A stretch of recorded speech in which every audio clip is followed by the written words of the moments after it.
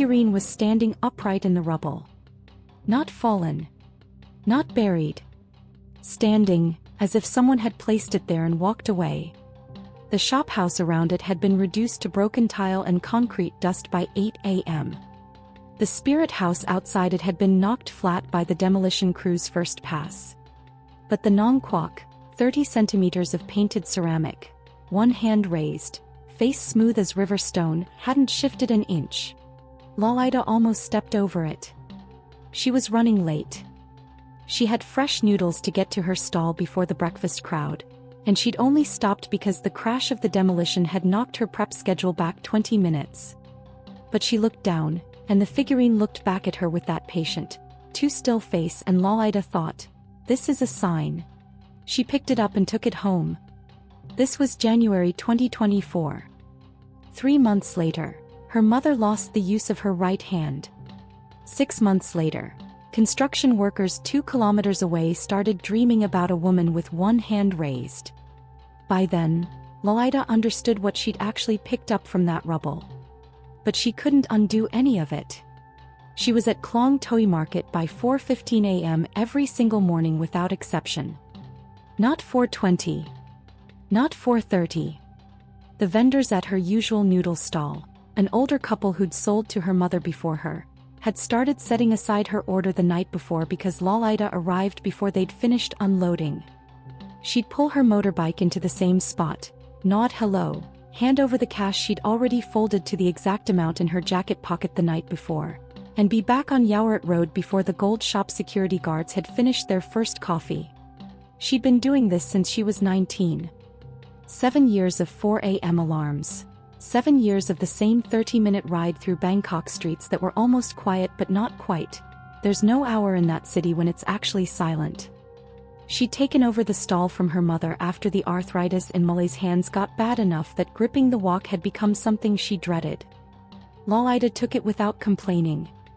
She didn't think of it as a sacrifice. This was just the stall. This was just what you did. The stall itself was 2 folding tables, a gas burner, and a cart she'd repainted herself twice. A string of yellow lights her mother had hung in 2011 and never taken down. A laminated menu in Thai and English that a regular customer, a retired schoolteacher named Kru Somchai, had typed up for her as a gift 3 years ago. Every night before she packed up, she cooked 1 full portion of the day's pad cebu, the same amount she'd serve a paying customer, not a scrap, not a smaller version. She put it in a small red lacquer container.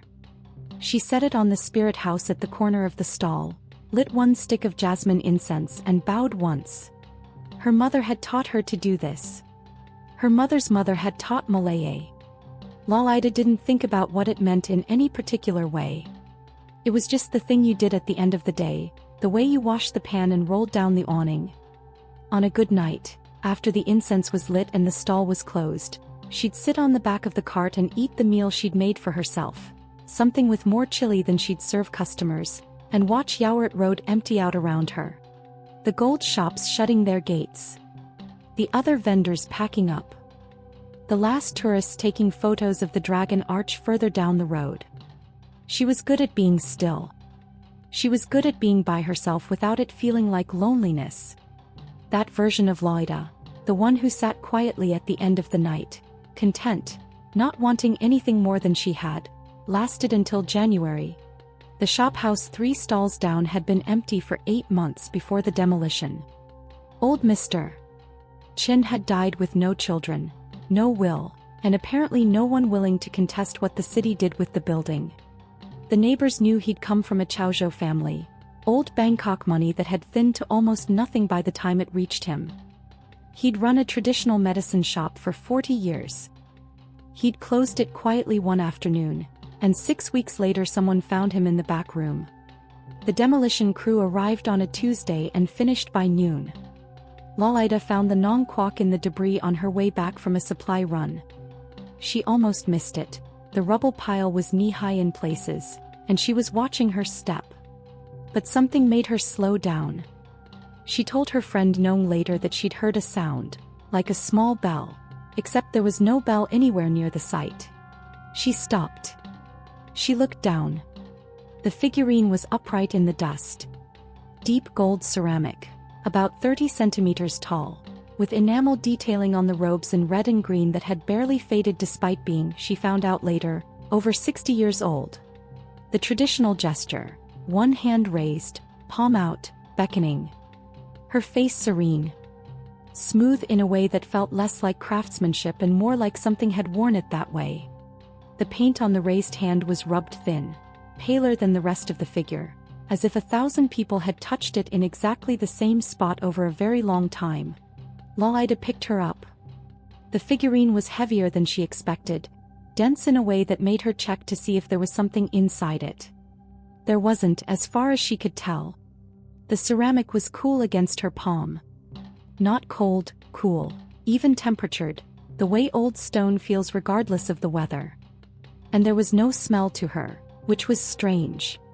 The rubble around her smelled of dust and something chemical from the demolition. The figurine had no smell at all. Just absence. She carried it to her stall.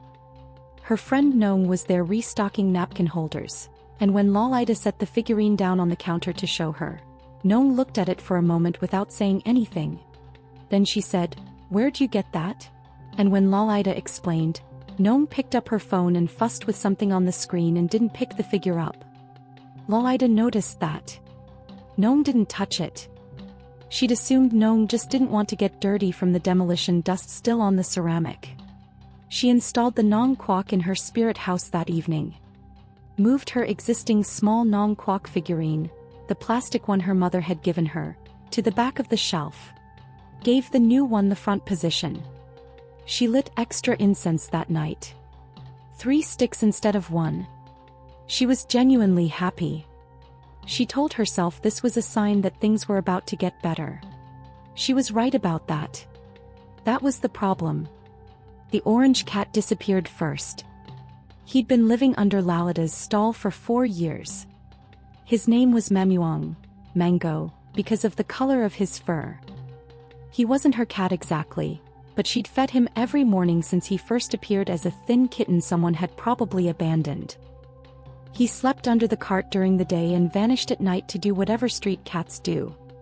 Every morning when she arrived at 4:15, he was already there, sitting in the same spot, waiting. He'd learned the sound of her motorbike. He was gone by the end of the first week after she brought the figurine home. She checked with every vendor nearby. No one had seen him get hit. No one had seen anything happen to him at all. He was simply no longer there. The space under the cart where he slept was just empty. Within the same week, she noticed rats near the stall at closing time, small ones, moving fast along the edge of the drain. In 7 years of running this stall, she'd never had a rat problem. She called a pest control company and assumed the demolition had disrupted something in the drainage nearby. Then the myna bird dropped. He'd nested in the corner of her awning for 2 seasons. One morning, mid-setup, while Lalida was portioning out noodles, he simply fell. No sound before it. He hit the ground in front of 2 customers and didn't move. The customers laughed nervously and looked at Lalida. She said it was probably the heat, swept him to the side and went back to work. She believed that. It was a hot January that year, and stranger things happen. And here's the thing.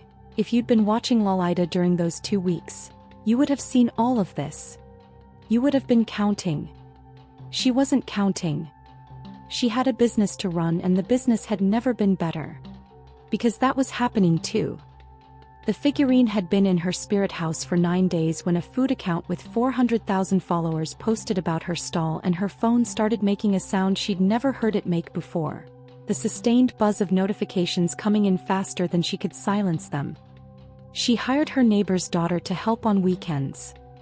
She started running out of noodles by 7 p.m. She attributed the animals to the demolition and the demolition to bad luck and the good luck to the new figurine. And those 2 things existed in her mind in separate compartments that never quite touched. 2 weeks in, she started waking at 3 a.m. Not from a nightmare. Just awake. Sitting up. staring at the wall of her apartment with a feeling she couldn't name except that it felt like being watched from a direction that didn't have a direction. She started leaving the television on when she slept. She told herself it was just the excitement of the business suddenly going well, the mental noise of it. Her friend Nong asked her twice if she was sleeping enough. Lalida said yes. She hadn't gone to Wat Mankan, the temple she'd attended every week without fail for 6 years, in 3 weeks. If anyone asked, she said she was too busy. But the truth, which she didn't look at directly, was that every time she thought about going, something in her chest pulled away from the idea. Like a hand pressed flat on a door she was reaching for. She noticed the pattern because of Kru Som Chai. The schoolteacher had been eating at her stall 3 mornings a week for 12 years. He was the one who'd made her the laminated English menu. He was the kind of regular customer who knew things about her life, knew her mother's name, knew she woke at 4 a.m., knew she preferred the end stall to the middle because the light was better. One morning in February he didn't come. Then the next week, he came once, ate his food quietly and left without talking.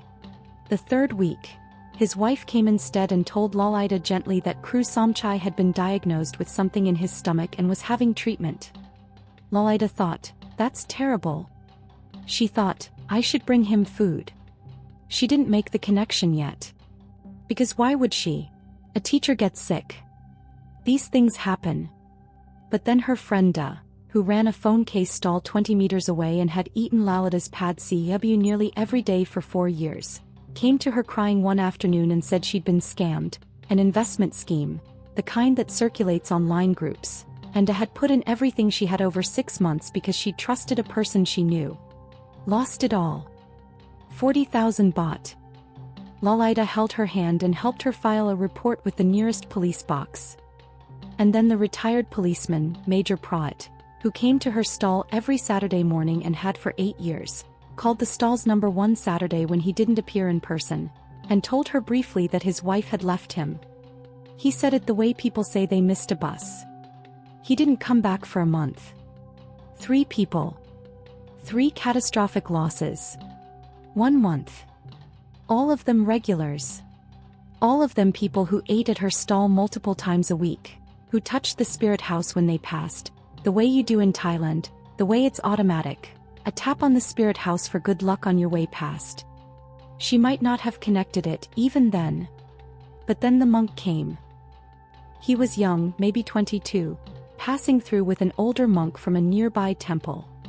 He accepted food from a few vendors, declined food from others. When he reached Lalida's stall, he stopped. He looked at the spirit house for a long time. He accepted the food she offered, ate standing up, and then said to her quietly, "The spirit in your shrine is hungry and angry. You should have it examined. There is an Ajar near Pak Klong Tullet. His name is known. You should go soon." And then he walked away before she could ask anything else. She stood holding her serving spoon and didn't move for almost a minute. She still didn't go find the Ajarn. Not yet. Because the business was still good. Because her mother was visiting the following weekend. Because she told herself the monk was young and might have been mistaken. Her mother came on a Sunday morning. Moi Petrat, 61 years old, arthritic hands, prouder of her daughter than she knew how to say directly. She walked around the stall twice, looking at everything, running her hand along the countertop. She stopped at the spirit house. She looked at the figurine. "Where did you get this?" she said. "From the Chin place," Lalida said. "The demolition." Her mother's face did something, not dramatic, just a small thing, a tension around the eyes. She said, "Lalida. A spirit house that has been broken, you can't just take what was inside it. You have to transfer it properly. You have to. It's fine, Malee. Look at the business." Her mother looked at the figurine for another moment. Then she reached out and touched the raised ceramic hand the way you touch something sacred, briefly, with 2 fingers, a small gesture of acknowledgement. Lalida would replay that moment for the rest of her life. The 2 fingers. The brief touch. 2 days later, Malee was in the hospital. It was a stroke. Not massive, she survived. She was speaking clearly within hours, but the damage settled in her right hand. The hand she'd extended. The hand she'd used to touch the figurine. When the doctors explained what had happened in the brain, Lalida sat in the hospital corridor and heard none of it. She was seeing the figurine's raised hand in her mind. The paint worn thin on the palm from decades of being touched in exactly that spot. You don't know you're watching for a pattern until the pattern completes itself. Lalida sat in that hospital chair and the pattern completed. She felt it happen in her chest like a door closing. Her mother was going to need 6 months of rehabilitation. Possibly longer. The right hand might not fully recover. Lalida went home. She sat in her apartment. She didn't turn the television on. For the first time since January, the apartment was completely quiet, and she sat in that quiet and tried to build a rational explanation out of what she had. The demolition disrupted pests. The TikTok post was just good timing. Sick people get sick. Scams happen to people who can't afford them. Marriages collapse for reasons that have nothing to do with where someone eats breakfast. A stroke in a 61-year-old woman with high blood pressure and 2 arthritic hands is not supernatural. These things happen in clusters because we notice clusters. That's human psychology, not metaphysics. She got to the end of that argument. It was a good argument. She believed most of it. She still couldn't explain the hand. She didn't go to a temple. She went to a library. Specifically, she went to the National Library of Thailand on Samson Road, which she had never visited before in her life, and spent 4 hours in a room that smelled of old paper and the particular dry chill of aggressive air conditioning. She didn't know where to start. She started with what she knew: the Chin family, the shophouse on Yaowarat, the Chaozhou community in Bangkok in the mid-20th century. She found a community newspaper archive, digitized records from a Chinese Thai community organization that had been scanning old documents since 2019. She found a mention of the Chin family in a 1968 edition. They'd opened the medicine shop. There was a small photograph, the shop front, Mr. Chen's father standing in front of it, and in the corner of the photo, almost cropped out, the spirit house. And on top of the spirit house, the Nang Kwak. The same smooth face. The same raised hand. 60 years of daily offerings. 60 years of incense. 60 years of being given a home. And then, nothing. The owner dies. The offerings stop. The shrine is physically demolished, not transferred, not properly closed, not given a new home. Just knocked flat. She found what she was looking for in a book she requested from the stacks. A night, Lalida read this sentence and put the book flat on the desk and pressed both palms down on it. She needed something under her hands. She needed to feel something solid. She sat like that for a while. She understood now what she'd picked up from that rubble. She understood what the figurine was: not lucky, not cursed in the way movies mean, but something far more mundane and far worse. A spirit that had been cared for every single day for 60 years, given food and incense in a home, and then had all of that taken away in one morning by a demolition crew. And she'd brought it to her stall. And she'd given it a spirit house. And she'd lit incense. But she hadn't transferred it properly. She hadn't brought an ajarn to make it right. She just picked it up and put it somewhere and hoped that would be enough. She treated it like a transaction. The same way she treated everything. She left the library before closing and called the number the monk had mentioned. The ajarn near Pak Klong Tullet. A man named Ajarn Samrong, who answered the phone on the second ring and listened to her for a long time without speaking, and at the end said, "I know the Chin family's shrine. I wondered what had happened to it. Come tomorrow." Ajarn Samrong arrived at the stall before dawn. He was older than Lalida had expected, mid-70s, she guessed, with the particular unhurriedness of someone who has dealt with dangerous things long enough to stop rushing. He walked around the stall twice without speaking. He looked at the spirit house for a long time. He did not touch the figurine. He did not touch it once. He told her what he was going to do. He was not going to remove the entity. It couldn't simply be removed. It needed a home, a proper one that could receive daily offerings indefinitely. He had already arranged this. There was a new temple being built in the Lat district, a proper ordination hall, foundation being poured the following week. The builders were open to it. A spirit of this age, properly handled, properly installed in a temple foundation, would become a protective entity rather than a destructive one. It needed ceremony. It needed Pali scripture inscribed on white cloth. And it needed to never be moved again. Lalida agreed to everything. She stood back and watched Ajahn Samrong work for 3 hours. He lit the right incense, she didn't know the kind, something with a smell like deep earth and something sharper underneath. He spoke in a low voice for a long time, not to Lalida, not to anyone visible. He wrapped the figurine in white cloth, dense, heavy cotton, covered in text she couldn't read, and then wrapped that in a second layer. He did not hurry. When it was done, the Nang Kwak was a white bundle the size of a small pillow, and the spirit house on Lalida's stall was empty for the first time in its existence. They drove to Lat together. Lalida drove. He held the bundle on his lap and kept one hand resting on it the whole way, not tightly, just contact. At the construction site, they met the foreman. Ajahn Samrong went down into the foundation trench himself, which Lalida hadn't expected for a man his age. She stood above and watched him position the bundle, speak again in that low continuous voice, and then come back up. He told the foreman that the spirit house, when it was eventually built within the temple grounds, needed to receive offerings every day. The foreman nodded like this was an ordinary request. Maybe for him it was. Lalida drove back alone. She got to her stall at noon, late, the lunch crowd half gone. She set up anyway. She made food. She served it. The empty spirit house was in her peripheral vision the whole time. That evening, her stall made 60% of its usual revenue. She cooked the end-of-day portion anyway. Put it in the red container. Placed it in the empty spirit house. Lit the incense.